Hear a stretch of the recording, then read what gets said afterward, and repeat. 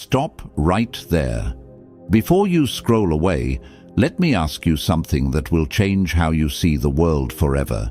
Do you think being good keeps you safe?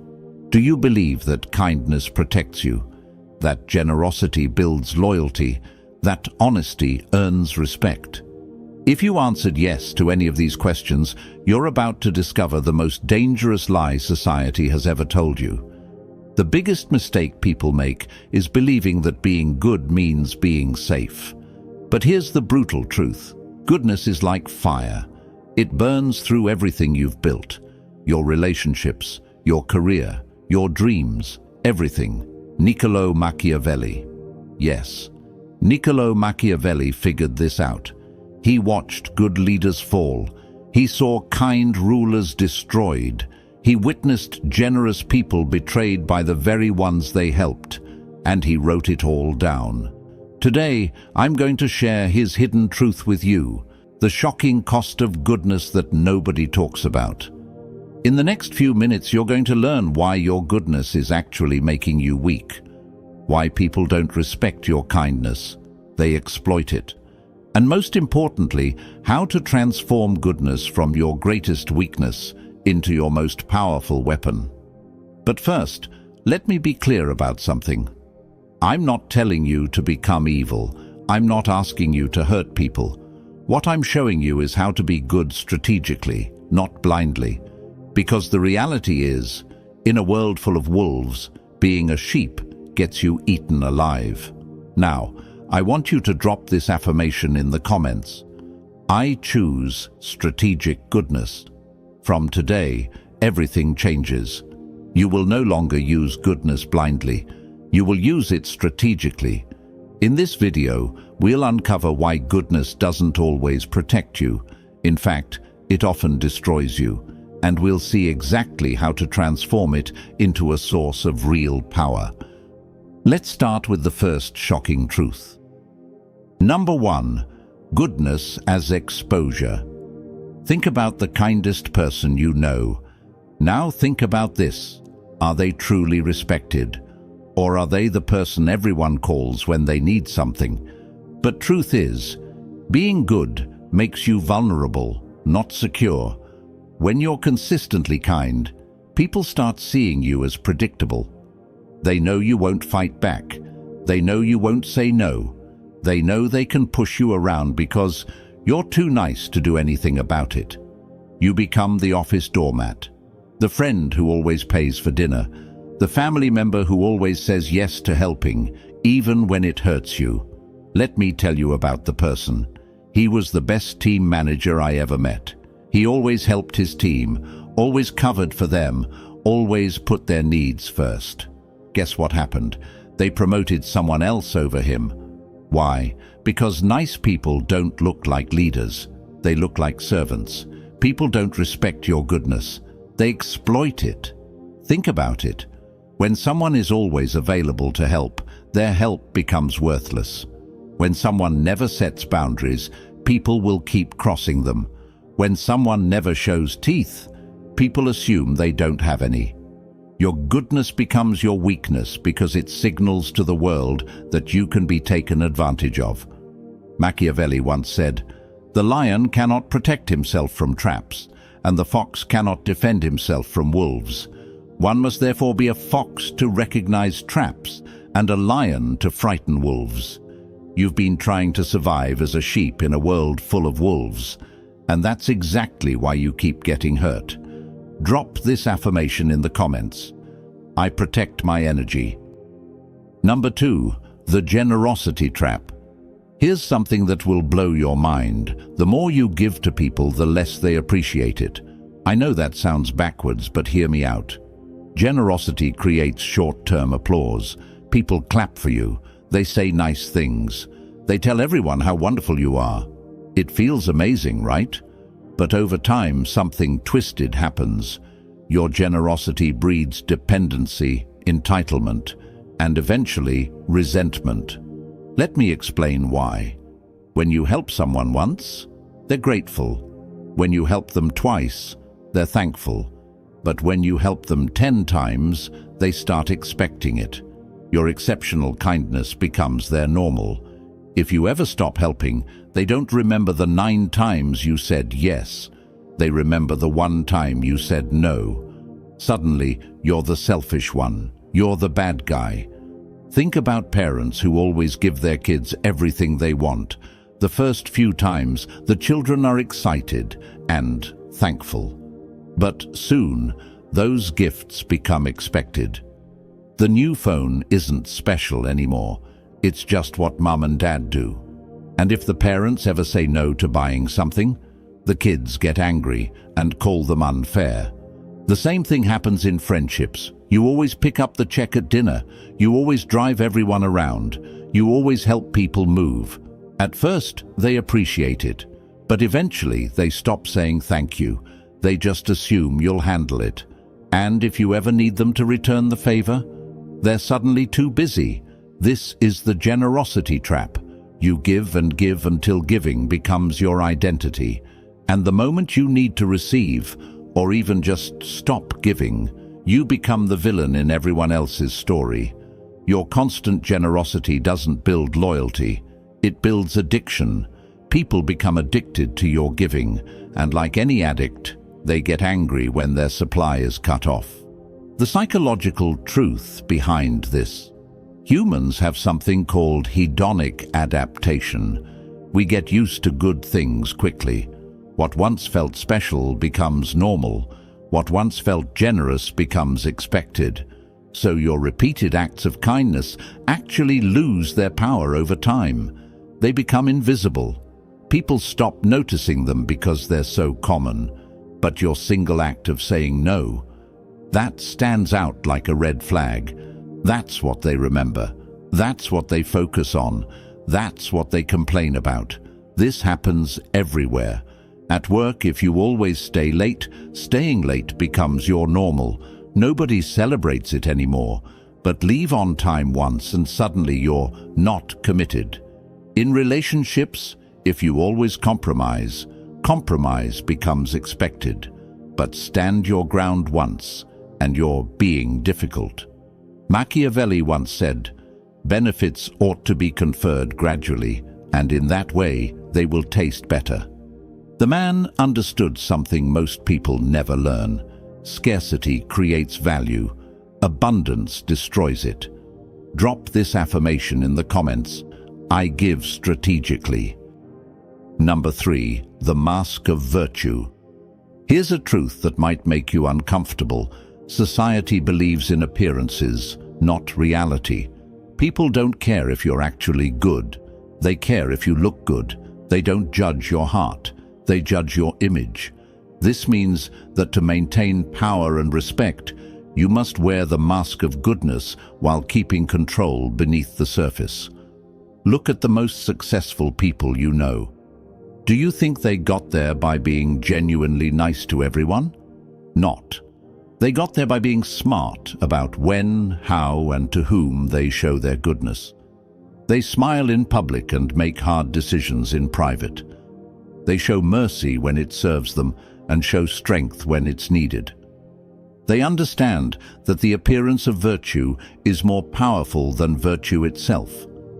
This isn't about being fake. This is about being strategic. Think about it like this. A doctor might need to cut you open to save your life. Is the doctor being cruel? Not. The doctor is doing what needs to be done, even if it causes temporary pain. Real leaders understand that sometimes being truly good means looking temporarily bad. Sometimes helping someone means saying no to them. Sometimes protecting your team means making unpopular decisions. The mask of virtue isn't about deception, it's about timing. It's about knowing when to show your soft side and when to show your steel. Most people get this backwards. They show their weakness to enemies and their strength to friends. Smart people do the opposite.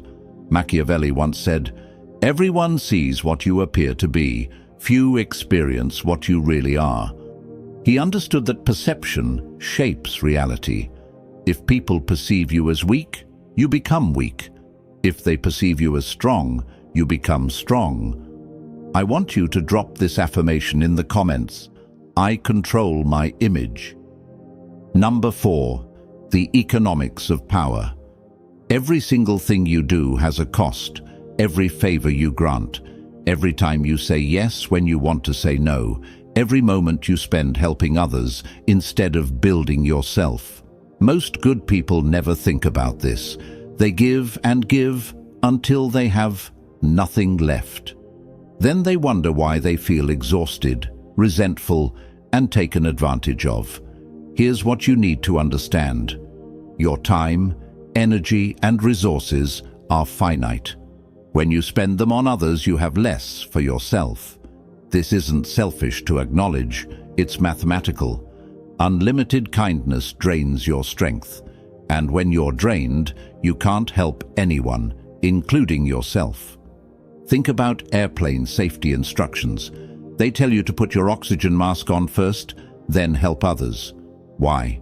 Because if you pass out trying to help someone else first, now 2 people need rescuing instead of 1. Life works the same way.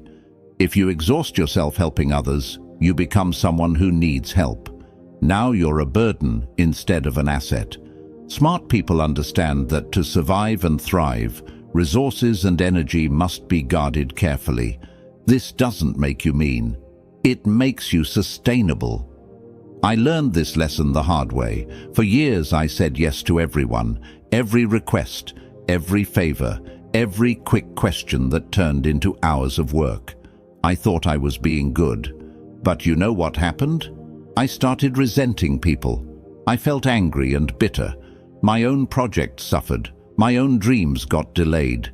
And ironically, I became less able to help the people who truly needed it. That's when I realized something crucial. Saying yes to everyone means saying no to yourself. And when you abandon yourself, you eventually abandon everyone else too. The most generous people in history weren't the ones who said yes to everything.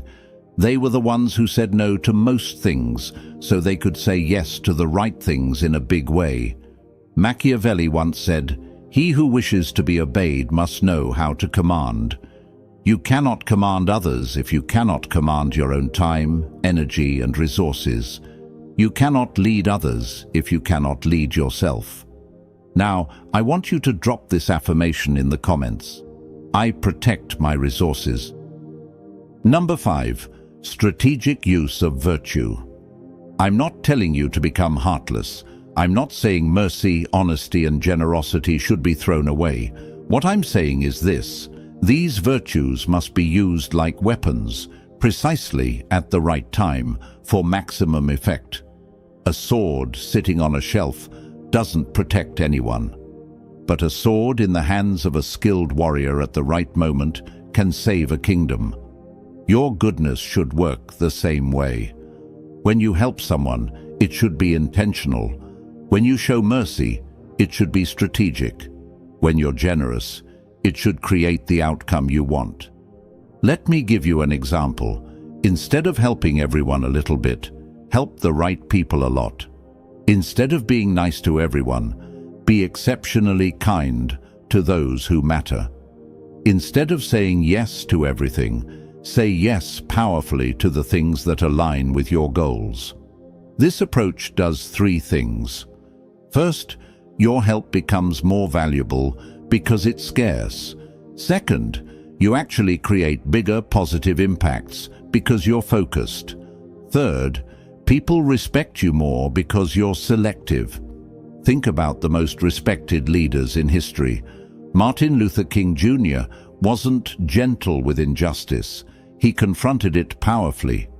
Mother Teresa didn't help everyone in the world. She focused intensely on the poorest of the poor. They were all good people, but they were strategically good. They used their virtue as a tool to create change, not as a way to be liked by everyone. How you do this in real life. Before you say yes to any request, ask yourself 3 questions. Does this align with my values and goals? Can I do this without depleting myself? Will this person appreciate and respect what I'm doing? If the answer to any of these is no, you don't just say no, you say no kindly but firmly. When you do say yes, you do it fully. You give your best effort. You create real value. You make a meaningful difference. This way your yeses matter. Your help is remembered. Your generosity creates loyalty instead of entitlement. Machiavelli once said, "The promise given was a necessity of the past. The word broken is a necessity of the present." What he meant is this: sometimes keeping your word to one person means breaking your word to another. Sometimes being good to your family means being firm with your co-workers. Sometimes protecting your dreams means disappointing people who want to use your time. Strategic virtue isn't about being selfish, it's about being effective. Drop this affirmation in the comments: I choose effective kindness. Number 6. The illusion of gratitude. Here's something that will change how you see human nature forever. Gratitude is temporary. I know this might hurt to hear, but it's true. The favors you do for people, the help you provide, the sacrifices you make, they have an expiration date in people's memories. Repeated favors stop feeling like gifts and turn into obligations. What starts as "thank you so much" becomes "you should do this," becomes "why didn't you do this?" You help your neighbor move. They're incredibly grateful. You help them move again 6 months later. Still thankful, but less excited. You help them a third time. Now they just expect it. The fourth time they need to move, they don't even ask. They just assume you'll help. And if you can't, suddenly you're the bad guy. This is human psychology. We adapt to good treatment. We take it for granted. We start seeing exceptional kindness as normal treatment. In the end, people remember the advantage they got from you, not the kindness you showed them. This pattern repeats everywhere. In relationships, workplaces, friendships, and families, the person who always says yes becomes the person everyone expects to say yes. The reliable helper becomes the automatic choice for every problem. And when that person finally sets a boundary or says no, they're treated as if they've betrayed everyone's trust. The more consistently kind you are, the less your kindness is valued. The more available you make yourself, the less special your availability becomes. The more you give without asking for anything in return, the more people assume your giving comes without cost to you. This is the illusion of gratitude. We think that doing more good things will make people more grateful, but actually, it makes them less grateful because they expect more good things. The people who appreciate you most are often the people you help least frequently. The people who take you for granted are usually the people you help most often. This doesn't mean people are evil. It means people are human. And humans naturally adjust their expectations based on their experiences. Understanding this psychological reality doesn't mean you should stop being kind or helpful. It means you should be strategic about it. Set boundaries. Make your help conditional sometimes. Let people experience what it's like when you're not there to solve their problems. Machiavelli once said, "Men judge generally more by the eye than by the hand, for everyone can see and few can feel." People see what you're doing now more clearly than they remember what you did before. Your past kindness becomes invisible. Your current actions are what they judge you by. Drop this affirmation in the comments. I create lasting impact. Number 7. Results over intentions. The world judges outcomes, not motives. You might have the purest heart in the world. Your intentions might be golden. But if your actions don't create the results you want, none of that matters. History doesn't remember people who meant well.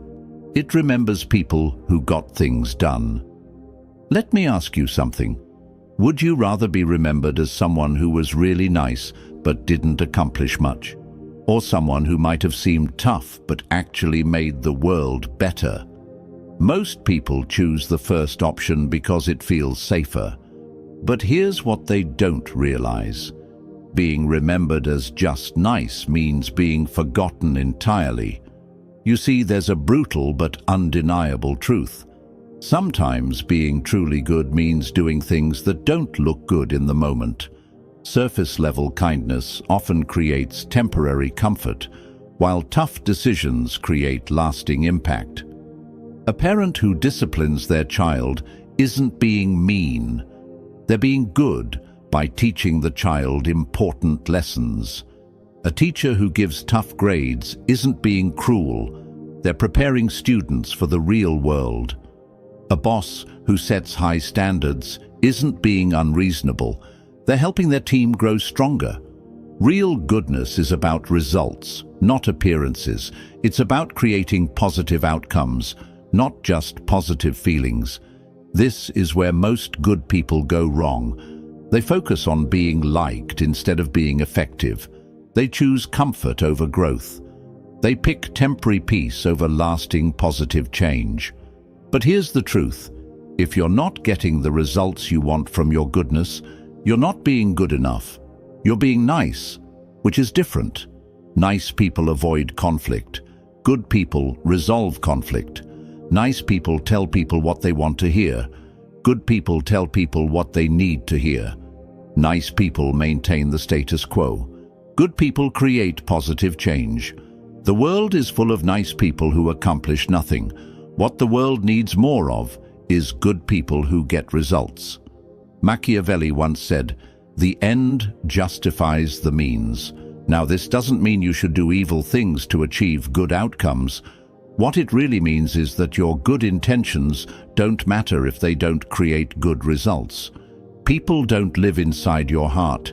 They live with the consequences of your actions. So remember this. Real goodness requires courage. It requires you to prioritize outcomes over appearances. It requires you to stop asking, "Will they like me?" and start asking, "Will this actually make things better?" At the end of the day, people won't remember your intentions. They'll remember what you built, what you changed, and what you left behind. Drop this affirmation in the comments. I focus on outcomes. Number 8, legacy and survival. Let's talk about what really matters, how you'll be remembered and what you'll leave behind. History doesn't honor the merely good. It honors those who survived, endured, and turned their outcomes into greatness. Think about this for a moment. Can you name 5 nice people from history? Probably not. But you can probably name 5 people who created lasting change, even if they weren't always pleasant to deal with. Steve Jobs wasn't known for being nice. He was demanding, perfectionist, and often difficult. But he created products that changed how billions of people live. I'm not saying you should be mean to people. What I'm saying is that being remembered for making a difference is better than being forgotten for being agreeable. Here's what most people don't understand about legacy. You can't leave a positive mark on the world if you don't survive long enough to make one. And survival, in business, in relationships, in life, requires more than just being good. It requires being smart, strategic, and sometimes tough. The kindest people in the world can't help anyone if they get crushed by those who take advantage of them. The most generous people can't give anything if they give everything away too early. The most honest people can't speak truth if they get silenced by those who prefer lies. You have to survive first. Then you can thrive. Then you can create the legacy you want. This means protecting yourself so you can protect others, building yourself up so you can lift others up, getting strong so you can help the weak. It's not selfish, it's strategic. It's not cruel, it's careful. It's not about abandoning goodness, it's about preserving it so it can actually make a difference. Look at the people who create lasting positive change in the world. They're not pushovers. They're not people pleasers. They're not afraid to say no, set boundaries, and make hard decisions. They understand that being good isn't about being weak. It's about being powerful enough to choose goodness when it matters most. Machiavelli once said, "It is better to be feared than loved if you cannot be both." What he really meant is this: respect matters more than affection. Impact matters more than popularity. Results matter more than feelings. You don't have to choose between being good and being strong. You can be both. You should be both. But if you have to choose strength first, because strength gives you the power to be good when it counts. Weakness just makes you a victim, even with the best intentions. We've covered a lot of ground today, but let me leave you with the most important lesson of all. Goodness without strategy is the most dangerous trap you can fall into. It makes you vulnerable to those who would exploit you. It drains your resources until you have nothing left to give. It creates expectations you can't sustain. And ultimately, it prevents you from creating the positive impact you really want to make. But goodness with strategy, that becomes a weapon of survival and influence. It becomes a tool for creating real change. It becomes the foundation for a life and legacy that actually matters. You now know the shocking cost of blind goodness. You understand why generosity can trap you, why gratitude fades, and why good intentions without good results are worthless. More importantly, you know how to transform your goodness from a weakness into a strength. How to be kind strategically, how to help effectively, how to create outcomes that matter. Before you leave this video, I want you to make a decision. Are you going to keep being good in the old way, blindly, without boundaries, until it destroys you? Or are you going to start being good in the new way, strategically, effectively, powerfully? So here's the real question, and this is what will determine your future. Will you let goodness weaken you, or will you master it and turn it into power? The choice is yours. But now you have the knowledge to choose wisely. If this video opened your eyes to something new, hit that like button. If you want more truth that challenges how you see the world, subscribe to this channel and ring the notification bell. And if you know someone who needs to hear this message, share this video with them. Your goodness is not your weakness. When used strategically, it becomes your greatest strength. Drop this final affirmation in the comments. I master strategic goodness. Remember, in a world full of wolves, don't be a sheep, be a shepherd. Be someone who protects the flock not through weakness, but through wisdom, strategy, and strength. Thank you for watching, and I'll see you in the next video.